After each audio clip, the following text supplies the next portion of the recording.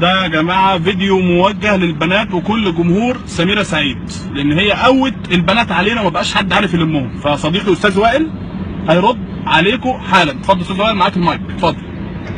وادينا اهو طلقتها وما حصلش حاجه، والوضع فعلا ما اختلفش في اي حاجه.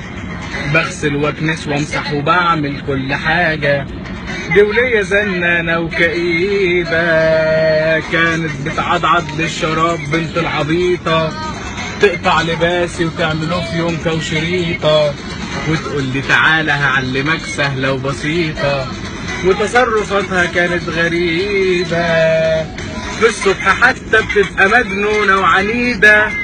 بعت اللي حلتي وسلمتني على الحديدة. بتجيلي دايما لابسة ساعة وجزمة بيضة، أو شنطة من التوكيل جديدة. أنا عارف إنها ماشية برضه تقول عليا ابن الكلاب، ولا عمره جابلي في يوم هدية. وبخيل وجلدة وما بيصرفش يا ناس عليا، عمالة تسيح للبعيدة.